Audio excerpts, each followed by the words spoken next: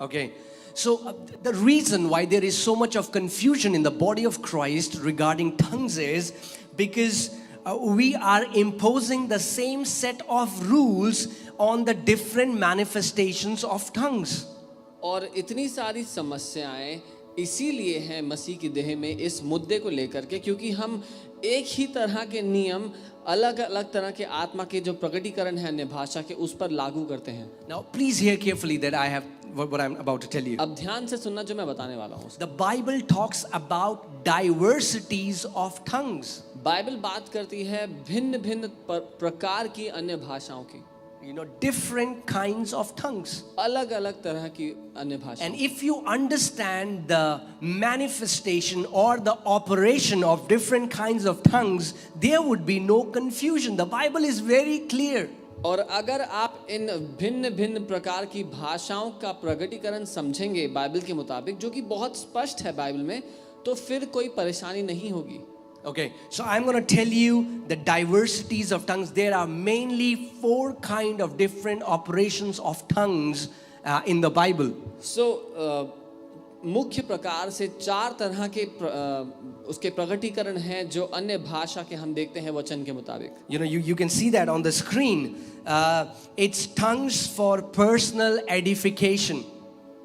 पहला है व्यक्तिगत उन्नति के लिए अन्य भाषा. Okay, so that's the first. Tongues for personal edification.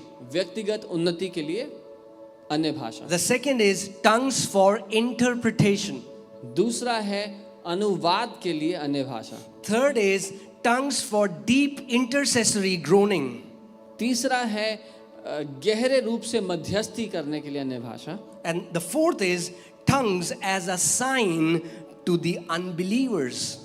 और चौथा है अविश्वासियों के लिए चिन्ह के स्वरूप में दी गई अन्य भाषा. Let's go to 1 Corinthians chapter 14. For he who speaks in a tongue does not speak to men. I want you to stop there. I want you to underline it and hear and understand what Apostle Paul is saying. जब मैं पहली बात पढ़ रहा हूं, क्योंकि जो अन्य भाषा में बातें करता है वह मनुष्यों से नहीं परंतु परमेश्वर से बातें करता है. मैं चाहता हूं आप इसको अंडरलाइन कर लें और समझे वचन जो कह रहा है. So Apostle Paul is talking about the first operation of tongues, that is tongues for personal edification.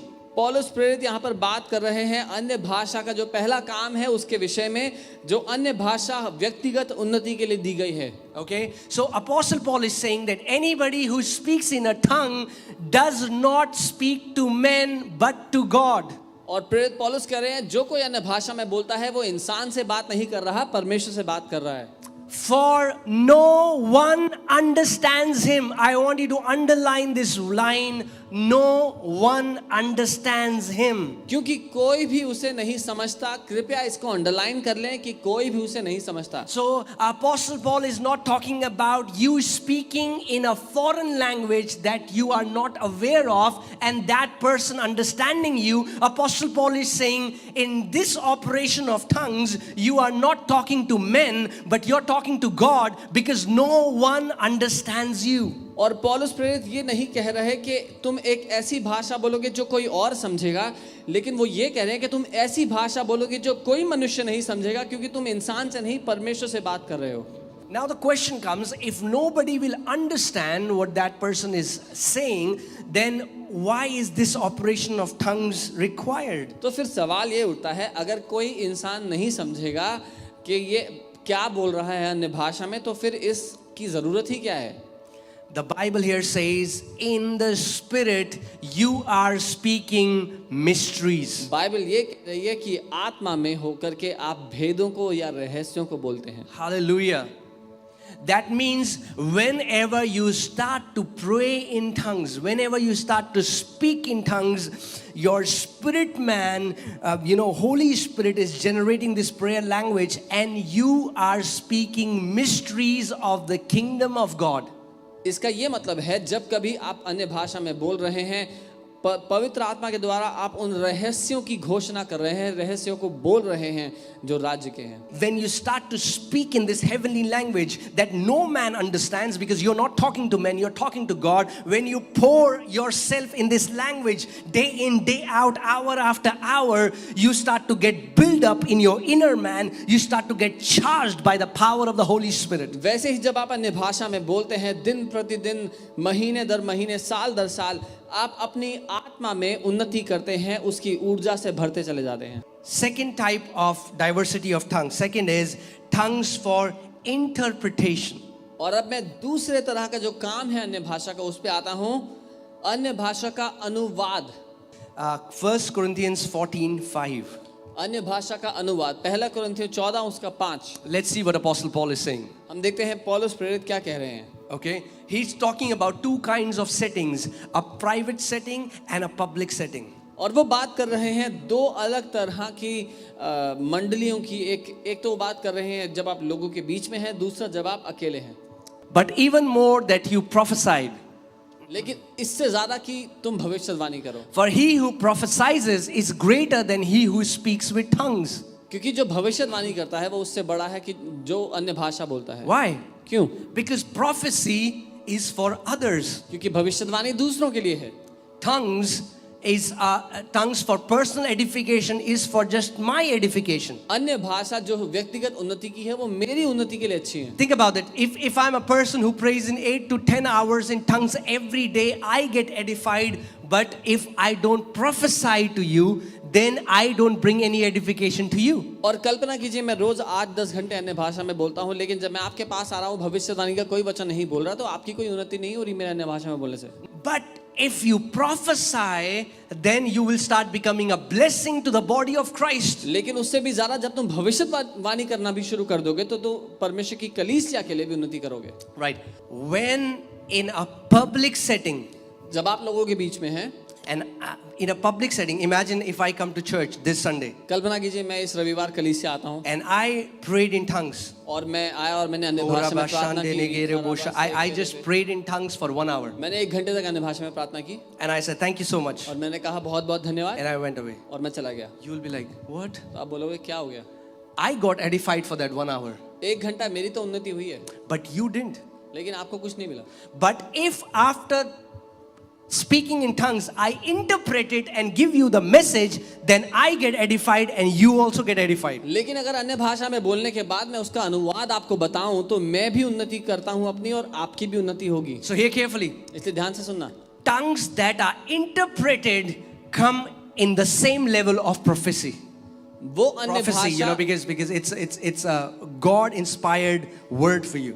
वो अन्य भाषा जिसका अनुवाद किया जाए वो उसी स्तर पे रखा गया है वचन के मुताबिक जहां पर भविष्यवाणी रखी गई है, क्योंकि दोनों परमेश्वर की ओर से आपकी उन्नति के लिए, कलीसिया की उन्नति के लिए है. That's why Apostle Paul is saying, in a public setting, I would rather use few words that people will understand rather than saying 1,000 words in tongues that they would not understand. इसीलिए पौलुस प्रेरित कहते हैं कि मैं जब लोगों के बीच हूं तो कुछ शब्द कहूंगा जिनसे उनकी उन्नति हो, हजारों शब्द अन्य भाषा में कहने की जगह.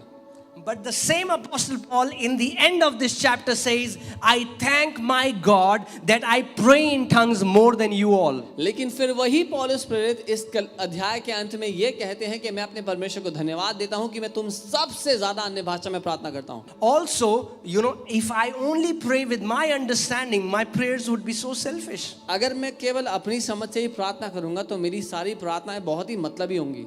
You know, and I'm not saying that we don't use our language. Paul says, I will also pray in my, I'll also pray in tongues. I'll also pray in my with my language. We'll do both. मैं ये नहीं कह रहा कि हम अपनी समझ के मुताबिक अपनी प्रार्थना अपनी भाषा में प्रार्थना ना करें. पौलुस कहते हैं कि मैं अन्य भाषा में भी प्रार्थना करूंगा और अपनी समझ के मुताबिक भी प्रार्थना करूंगा. Okay, but in a public setting, लेकिन लोगों के बीच में, see, when I'm in my home, जब मैं अपने घर पे हूँ, 99% whenever I'm praying in tongues. 99% जब मैं प्रार्थना कर रहा हूँ मैं अन्य भाषा में कर रहा हूँ. But when I'm standing here, लेकिन जब मैं यहाँ खड़ा हूँ, I cannot pray in tongues for 1 hour. You will go home unedified. मैं यहाँ खड़े होकर 1 घंटे अन्य भाषा में प्रार्थना नहीं कर सकता. आपकी कोई उन्नति नहीं होगी और आप घर चले जाओगे. But लेकिन if Holy Spirit wants, अगर पवित्र आत्मा चाहे, He can He can stir my heart and give me a word in tongues and then give the interpretation for it. तो वो मेरे हृदय को उजागर करके मुझे वो अन्य भाषा में प्रार्थना करने के लिए और उसके साथ उसका अनुवाद दे सकता है. So the manifestation of tongues for interpretation is presented in a public assembly accompanied by interpretation by the same person or by some other person. So अन्य भाषा का जो अनुवाद है वो कैसे कार्य करता है? जब आप लोगों के बीच में हैं तब जब आप अन्य भाषा बोल रहे हैं या तो आप स्वयं उसका अनुवाद करेंगे या फिर और कोई व्यक्ति उसका अनुवाद करेगा. The third diversity of tongues is tongues for deep intercessory groaning. और तीसरी प्रकार की अन्य भाषाएं वो गहरे हृदय से जब मध्यस्थी करते हैं तब. Okay, and again it's for our personal setting. और ये भी तब के लिए है जब हम अकेले हैं. Okay, Romans 8:26 talks about it. रोमी 8:26 इसकी बात करता है. You know that the Spirit Himself groans with utterances, with you know with groanings that cannot be uttered. कि वो आत्मा स्वयं ही गिड़गिड़ाहट के साथ उन प्रार्थनाओं को करता है जिनको बयान नहीं किया जा सकता. Even we saw how Jesus said that to Peter. Peter, Satan has asked permission to sift you like wheat, but I prayed for you 3 times. So we see that we can become those people who can pull people out of the clutches of Satan, people who are bound for destruction, people who are bound for death. God can partner with you to bring that person out of that destruction. और हम देखते हैं यीशु ने पतरस से कहा कि शैतान ने तुझे गेहूं की तरह रौंद देने के लिए 3 बार मांगा, पर मैंने तेरे लिए प्रार्थना की. जब हम मध्यस्थी करते हैं हम लोगों को शैतान के चंगुल से छुड़ा ला सकते हैं जब हम उनके लिए मध्यस्थी करते हैं. And the beautiful thing is that you may be even groaning for situations that you don't know. Those situations or those events are completely unknown to you. और खूबसूरत बात तो ये है कि आप ऐसी घटनाओं के लिए, ऐसे लोगों के लिए प्रार्थना कर रहे होंगे जिनको आप जानते भी नहीं हैं, जिनका आपको कोई अंदाजा नहीं है. So now we'll see the fourth diversity of tongues. और चौथा जो कार्य है अन्य भाषाओं that is tongues as a sign to the unbeliever. और वो है अविश्वासी के लिए एक चिन्ह के स्वरूप में अन्य भाषा. And this has caused so much of confusion. और इस बात ने इतनी समस्या पैदा की है कलीसिया. You know, let's see 1 Corinthians 14:22. हम पहला कुरिन्थियों 14 1 Corinthians 14:22 we'll see that.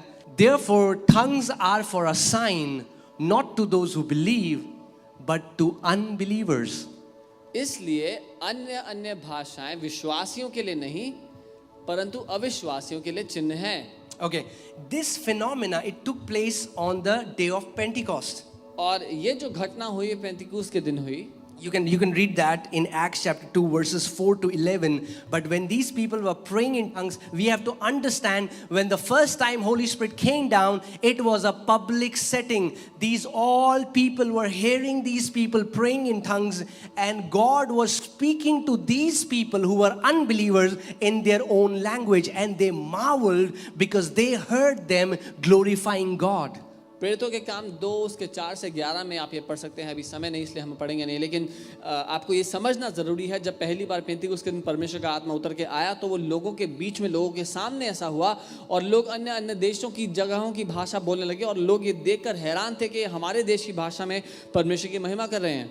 I want to tell you that in these 4 diversities, 2 kinds of tongues are for private setting and 2 kinds of tongues operate for public setting. तो ये जो 4 कार्य हैं अन्य भाषाओं के, इनमें से 2 कार्य हैं अपने व्यक्तिगत कमरे में अन्य भाषा बोलने के लिए और 2 हैं लोगों के बीच में आके अन्य भाषा like tongues for personal edification and tongues for deep intercessory groanings is not God will not flow through you to give a message to somebody else. That is you personally. But the tongues for interpretation and tongues as a sign to the unbelievers will be for a public setting. और जो पहला है यानी कि व्यक्तिगत उन्नति के लिए प्रार्थना और गहरे हृदय से मध्यस्थी की प्रार्थना, ये दोनों परमेश्वर आपको आपके लिए देता है जब आप अपने प्रार्थना कक्ष में हो या अकेली जगह पर हो.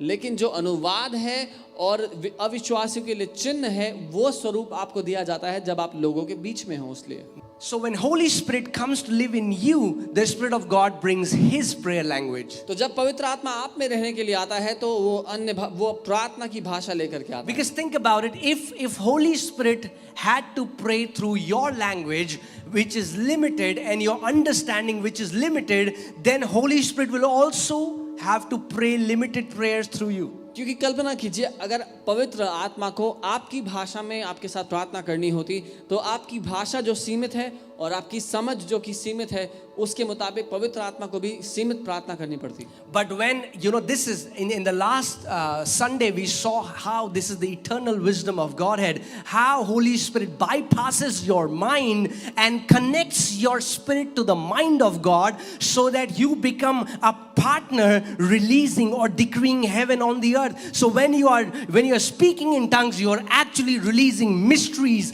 declarations, the plans of God, the purposes of God on this earth. और पिछले रविवार हमने देखा कैसे ये परमेश्वर की वो अनंत की बुद्धि है जिसके मुताबिक उसने पवित्र आत्मा को हमारे पास भेज दिया. और अब जब हम पवित्र आत्मा के साथ मिलकर के अन्य भाषाओं में प्रार्थना करते हैं तो हम वो डिक्लेरेशन, वो घोषणाएं करते हैं, परमेश्वर की योजनाओं की घोषणाएं करते हैं, परमेश्वर जो चाहता है पृथ्वी पे करना उसको कहते हैं. That's why, never think that you're wasting time praying in tongues. इसलिए कभी भी मत सोचना कि मैंने समय बर्बाद कर दिया अन्य भाषा में प्रार्थना करके. Externally, you're not seeing anything, but internally, you are getting charged. Your inner man is getting built up. बाहरी रूप से आपको कुछ नजर नहीं आ रहा लेकिन अंदरूनी रूप से आपका जो भीतरी मनुष्य है वो ऊर्जा से भर रहा है परमेश्वर के अभिषेक से. Hallelujah. I pray that let it become your lifestyle to pray in tongues. Let it become your lifestyle to speak mysteries hour after hour, hour after hour, day in, day out. मेरी ये प्रार्थना है कि अन्य भाषा में बोलना आपकी जीवन शैली बन जाएगी. घंटे दर घंटे आप अन्य भाषा में बोलते चले जाएंगे.